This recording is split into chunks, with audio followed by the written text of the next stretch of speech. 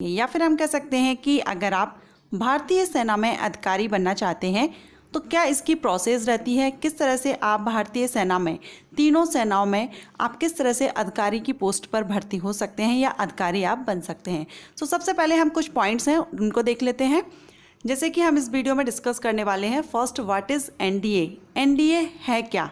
बहुत से कैंडिडेट हैं जिनको नॉलेज है, लेकिन कुछ कैंडिडेट ऐसे भी हैं जिनको एनडीए की नॉलेज नहीं है। सबसे पहले हम जानेंगे कि एनडीए क्या है। उसके बाद हम जानेंगे इसके लिए एलिजिबिलिटी मींस क्वालिफिकेशन क्या होनी चाहिए, एज लिमिट क्या होनी चाहिए। इसके बाद एग्ज़ाम पैटर्न क्या रहेगा, किस तरह से एग्ज़ाम होता है, सिलेक्शन प्रोसीजर क्या है एंड सिलेबस क्या रहेगा। एंड देन फिजिकल टेस्ट किस तरह से होगा। एंड देन सैलरी क्या रहती है। ये सारे पॉइंट्स हम स्टेप बाय स्टेप इस वीडियो में डिस्कस करेंगे। तो अगर आप एनडीए से जुड़ी हुई जानकारी चाहते हैं या आप भारतीय सेना में अधिकारी बनना चाहते हैं तो वीडियो को एंड तक पूरा देखिएगा। वीडियो स्टार्ट करने से पहले अगर आप चैनल पर फर्स्ट टाइम विजिट कर रहे हैं या आपने अब तक चैनल को सब्सक्राइब नहीं किया है, चैनल को सब्सक्राइब कर लीजिए और बेल आइकन को प्रेस कर लीजिएगा। बेल आइकन को प्रेस करने से आपको नोटिफिकेशन टाइम से मिल सकेगा जब भी मैं कोई न्यू वीडियो अपलोड करूंगी। चलिए अब हम वीडियो स्टार्ट करते हैं। सबसे पहले हम जानेंगे व्हाट इज़ एनडीए। एनडीए क्या है। एनडीए का फुल फॉर्म होता है नेशनल डिफेंस एकेडमी। हिंदी में हम कह सकते हैं राष्ट्रीय रक्षा अकेदमी।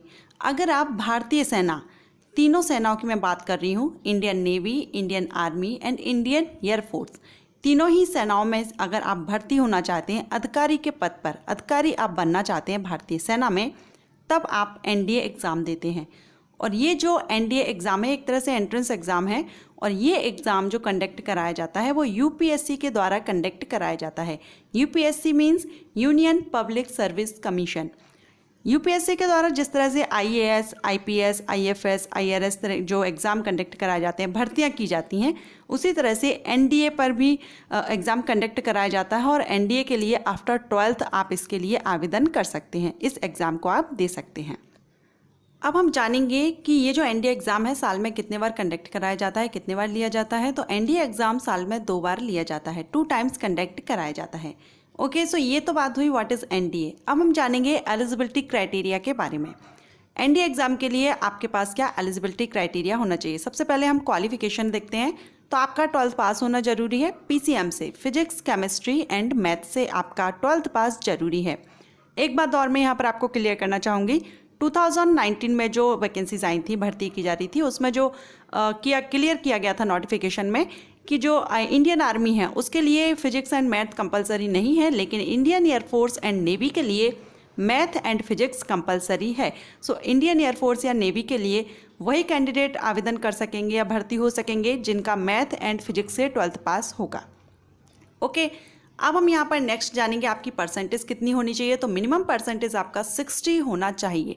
12th में मिनिमम 60% से आपका कंप्लीट हो 12th तो ही आप इसमें आवेदन कर सकते हैं। एंड आपका अनमैरिड होना जरूरी है। मैरिड कैंडिडेट एनडीए एग्ज़ाम के लिए एलिजिबल नहीं रहते हैं, अनमैरिड कैंडिडेट ही यहाँ पर अप्लाई कर सकते हैं। एज लिमिट की अगर हम बात करें तो मिनिमम 16.5 साल एंड मैक्सिमम 19 साल रखी गई है। ये है एलिजिबिलिटी क्राइटेरिया। अब आपका यहाँ पर फिजिकल टेस्ट भी होता है। तो हाइट अगर हम देखें तो 157 सेंटीमीटर से लेकर के 162 सेंटीमीटर रहता है। ये अलग अलग रहता है, तीनों सेनाओं में अलग अलग रहता है, तीनों फोर्सेज में। साथ ही इस बात पर भी डिपेंड करता है कि आप किस स्टेट से बिलोंग कर रहे हैं, इंडिया में आप किस क्षेत्र से बिलोंग कर रहे हैं, उस पर भी डिपेंड करता है। थोड़ा बहुत रिलैक्सेशन वहाँ पर भी दिया जाता है।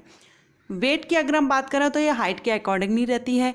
ये भी जो फिजिकल टेस्ट रहता है वो तीनों सेनाओं में डिफरेंट रहता है।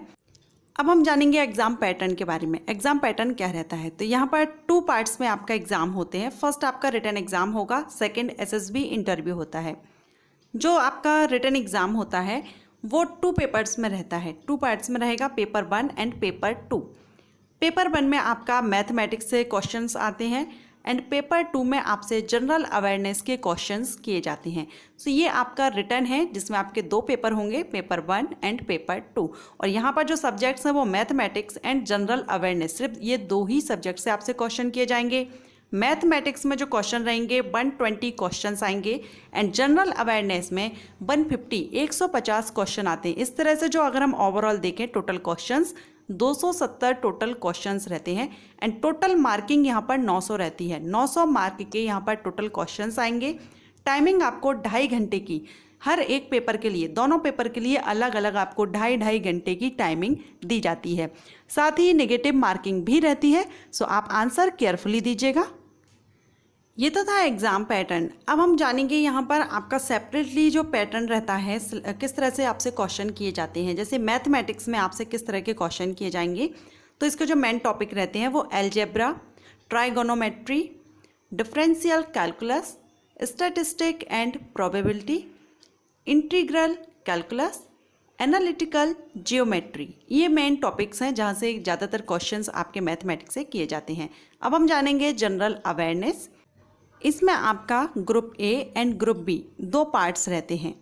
ग्रुप ए में आपसे जो क्वेश्चन किए जाते हैं वो इंग्लिश से क्वेश्चन आते हैं, इंग्लिश की ग्रामर, यूजेस, वोकेबुलरी। सो इस तरह से आपके इंग्लिश के क्वेश्चंस ग्रुप ए में आएंगे।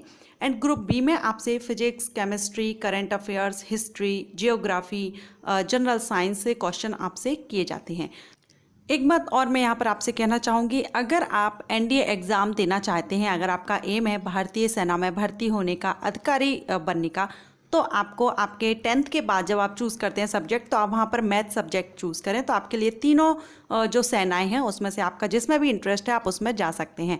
और मैथ आपका स्ट्रांग होना चाहिए, मैथ एंड फिजिक्स दोनों पर आपकी कमांड काफ़ी अच्छी होना चाहिए। इसलिए आपको आफ्टर 10th, मैथ तो आप काफ़ी टाइम से यानी 10th से भी आप कवर कर सकते हैं, लेकिन आफ्टर 10th आपको फिजिक्स भी अपनी स्ट्रांग करनी होगी। फिजिक्स एंड मैथ ये दोनों सब्जेक्ट, साथ ही इंग्लिश भी यहाँ पर रखी जाती है, इंग्लिश से भी क्वेश्चन किए जाते हैं और इंग्लिश ज़रूरी रहती है, तो आप अपनी इंग्लिश पर भी कमांड कीजिए। 3 सब्जेक्ट्स आपको आपके काफ़ी स्ट्रांग करने होंगे। सो ये हो गया सिलेबस। अब हम बात करते हैं सैलरी की। आपको सैलरी कितनी मिलेगी, तो देखिए पोस्ट के अकॉर्डिंग यहाँ पर अलग अलग पोस्ट रहती हैं, कर्नल, मेजर या लेफ्टिनेंट, और भी कई पोस्ट हैं। पोस्ट के अकॉर्डिंगली अगर हम देखें तो आपकी जो मिनिमम है, इनिशियल सैलरी है, ये स्टार्टिंग सैलरी आपकी 56,000 से लेकर के स्टार्ट होती है। एंड स्टार्टिंग सैलरी 1,44,000 तक जाती है पोस्ट के अकॉर्डिंगली। 56,000 से लेकर के 1,44,000 तक सैलरी। सो सैलरी यहाँ पर अच्छी खासी आपको मिल जाती है। अब अगर आप एनडीए एग्ज़ाम देना चाहते हैं, भारतीय सेना में आप भर्ती होना चाहते हैं, तो इसके लिए आप आवेदन कर सकते हैं ऑनलाइन। इसके लिए जो फॉर्म है वो दिसंबर एंड जून में ये फॉर्म निकलते हैं, साल में 2 बार निकलते हैं। सो जून एंड दिसंबर में निकलते हैं। आप इसके लिए अप्लाई कर सकते हैं आफ्टर 12th, या आप 12th का एग्ज़ाम दिए हुए हैं तब भी आप ये एग्ज़ाम आप दे सकते हैं। सो फ्रेंड्स, अब आपको ये क्लियर हो गया होगा एनडीए क्या है, या एनडीए एग्ज़ाम क्यों दिया जाता है, या आप किस तरह से भारतीय सेना, जल, थल, वायु तीनों सेनाओं में से किसी भी सेना में अगर आप अधिकारी बनना चाहते हैं तो आप किस तरह से बन सकते हैं। ये सारी प्रोसेस मैंने आपको इस वीडियो में एक्सप्लेन की है।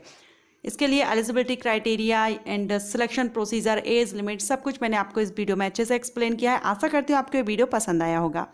अगर आपको ये वीडियो पसंद आया हो या हेल्पफुल रहा हो तो वीडियो को लाइक, सब्सक्राइब एंड शेयर जरूर कर लीजिएगा। बेल आइकन को भी प्रेस कीजिएगा ताकि नोटिफिकेशन आपको टाइम से मिल सकेगा। Thank you.